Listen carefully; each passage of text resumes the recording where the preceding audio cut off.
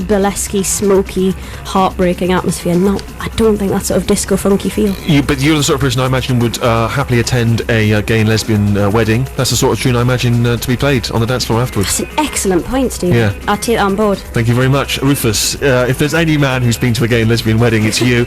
Would you be up on the dance floor shaking your thang? You're absolutely right. It's a very, very good observation, actually. When I heard him begin to sing, I suddenly imagined that during the singing of this song in particular, he would be wearing a massive floral dress of the sort that my mother may have worn in the 1970s Sure. when she lived in Canada, with my father, I hasten to add, and marching on the spot. It seemed to be a song to which you should wear a huge floral dress and march up and down, rather like producer Jude is doing right now. Yeah. And I wanted to do that myself for a bit, which made me think that I was enjoying the song. But then I got bored of trying to work out what all the lyrics. The lyrics are a bit too ambitious for the type of song it was, so I then started going off it as well, and it gets a thumbs down from me in the end. I like the idea that you were worried there about people thinking your mother for a short while lived in Canada alone, away from your father. Are there a lot of family friends that listen to the show who will be up in arms? Oh my goodness! Yes. We must phone the Jarrad Wrights. Yeah. I didn't realise about this scandal in 1958. Tongues are going to be wagging all over. They certainly are. Yeah. So Harry, that sounds like the sort of song you hate. Oh, it was absolute dross, wasn't it? It sounded like they probably would have liked to have had Shirley Bassey singing it, but they couldn't get it, so they got the bloke out of A Dress from Anthony and the Johnsons. It was really, really bad, wasn't it? It was like my first dance single. But apparently the guy who made it is inspired by Miss Piggy, My Friends, LSD, classic dance music, and feminine power. Really? Which are 5 of my great loves as well. It's NME's single of the week. You wouldn't make it your single of the week? No. Okay, we'll hear from Yale Name. I hope I'm pronouncing that. The track is New Soul after this. I like this new presenting style that I've got. Steve! Steve, who was the artist? Yale Name. What's the name of the song? New Soul. When's it released? The 24th of March, 2008. Basically Terry Wogan asking you questions. That is my impression of Terry Wogan. That's Stephen Fry now, isn't it? Rufus. You've bizarrely, we've just discovered, and I know you seek out new music endlessly. Oh yeah. But I'm quite surprised to find that you've actually been to a gig, and Yale Name was there. Is that right? Not just any old gig. It's Steve, a gig at Air Studios, George Martin's very own recording studio. Wow. in Haverstock Hill. Yes, I went along to see Yale Name. He said getting a name even worse than pronouncing you did. Natalie Klein, who's a cellist, who is extraordinary. Charlie Winston and Tom Baxter. And Yael played quite a long set, played about 8 or 9 songs. Most of them she sings in Hebrew because she's Israeli-born and bred. Lives in Paris now, I think. So half of the songs are in Hebrew, a few of them are in French, and a few are in English. And she was fantastic live. She did a fantastic cover of Britney's Toxic, actually, which I shall bring into the studio in a couple of weeks' time. And that was brilliant. That's the third time I've heard that song now, and I'm enjoying it more and more each time. I think she's a fantastic performer. Plays piano and guitar, and no, big thumbs up for me. Fantastic. Sammy, strong words there from Rufus. Are they ones that you... Sammy, are they ones you share? Well, Terry, there was bits of that song that sounded like the fair that only exists in my mind, which I like. That's a heck of a place. Candy floss is free. It is unreal. It's even better than the Hoppins, Newcastle reference there. But sometimes when you just drift out and you're thinking of that happy sunny place in the sky, that's an awful lot like Feist. In fact, yes, Feist. Almost too close. That could have been Feist. If you'd said that had been Feist, I'd probably have believed you off the bat. It comes as no surprise then to discover that she's featured on the new MacBook Air. Well, there advert. you go. Although, of course, think so. Other computers are available. Harry. Yeah, that was quite nice. Some pleasant parping in the background, which is always good. But the song basically was Bitch by Meredith Brooks, which I know we're all big fans of. Really? I'm a bitch, I'm a lover, I'm a child, I'm a mother, la la la la Sure. la la la la la la. Bitch sung Right. by That was that song. Okay. Yeah, so... What's your opinion, though? My opinion is it's that song. It was quite nice, but hey, I could have heard a bit of Meredith Brooks instead. I'm not sure that's... I mean, I don't remember Bitch that well, but that sounds like this. You could sing lyrics to that song and make any kind of accusation. Whoa, I don't think so. Not that close. We'll do a little test after the show, Steve. I'll show you I'm right. All right, well, listen, thanks very much indeed. That's much pleasure. insight. Hey, do you feel that that's... I was going to give a shout-out to the listener, whether they agree, but I feel like time's against us, and we've got a live session from Get Cake, Wear Cake, Fly, which has got to be far more interesting than us discussing that song any longer. Your final tune this week is Gnarls Barkley, Run. See what you think of this new one from Gnarls. The artist, Gnarls Barkley. The song Run, and it's released on the 24th of March, and I'm sure it will be a barnstorming hit. But is it a hit for us, the listener, here in the studio, Sammy? I absolutely loved it. I had to get up and dance, which was a dangerous move considering, due to the top I'm wearing today, my breasts are completely unsupported. And I still went crazy in a dancehall style. I think it's brilliant, I think they're brilliant, and it's brilliant. That's all I'm going to say. Is that because you removed a bra without taking the top off, as you once did here on the show? There was no one watching. You a bit bored on the train coming down? I still did it, yeah. It does brighten up those 16 seconds. I've got it down to 9, I'd like to point that out. You got it down to 9? I've You'll be timing that towards the end of the show, I think.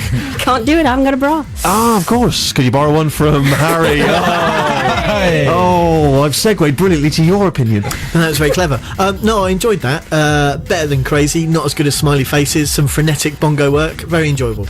And does it tick your boxes as well, Rufus? My only worry, Steve, is that it had a focus group sat down with Hey Ya as the single, which was sold loads and loads of records in whenever it was 06.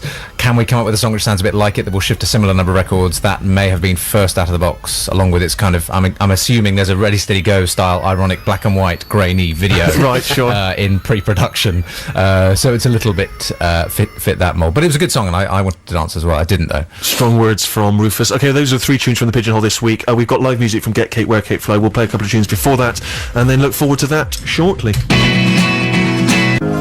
You can hear some tuning in the background there. Do not be alarmed. It's only Get Cake, Wear Cake, Fly tuning up. That's what bands do, you know. Just sue me if you can't hack it. Then that's the way the show rolls, all right. And if you want to just tune up some more, go for it. You know, because as I said, this is sort of peeking behind the scenes. This is like DVD extras of the forthcoming session you're going to do for us. Just have a little tune. Go on. Look at that, the genius at work. There, and he's using a sort of automatic. That's like a computerized tuner, is it? You're not going that by ear. Using a computerized one. Almost there. Steve, you're note perfect. Why don't you just... I think he needs a G around now. Do you want to... If only that were the case. We're going to play another tune if you would like more time for that tuning process. You've got 6 strings there. I don't know how long each string takes, but I'm saying, you know, even if it's at 10... Are you ready? I think so. Oh, I filled brilliantly, like an absolute pro. No one noticed. It's like there's been, you know, when there's been some terrible tragedy and some presenter's got to fill for like 3 hours. That's I'm just getting into training for that one day. Or my day will come. So let's have a little round of applause, please, in the Steve Reich style as we welcome Get Cake, Wear Cake, Fly. Sam Duckworth is here, and it's a real pleasure to have you, Sam. Thank you so much for coming in. You're not spending it with your mother? I'm not, no. I think she's listening though, which is good. She must be furious. I think she's got used to me not being around. Not being around. You sort of tore quite mercilessly, or you certainly did to promote the first time. Is that something you're doing for the second? Yeah, and it's not so much this time. I mean, last time I think we did 200 shows before the record came out, and man alive.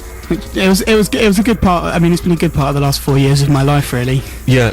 Now you're one of those other people. We've had a few in there who are precociously young and talented. It's always sickening. The first album it was a bit more kind of lo-fi. It's you and the computer and so on. This one you've got Neat and Sawney kind of producing it, and it's much more sort of orchestrated. Is that I'm right in saying, aren't I? Yeah. Is that something that you try and replicate live?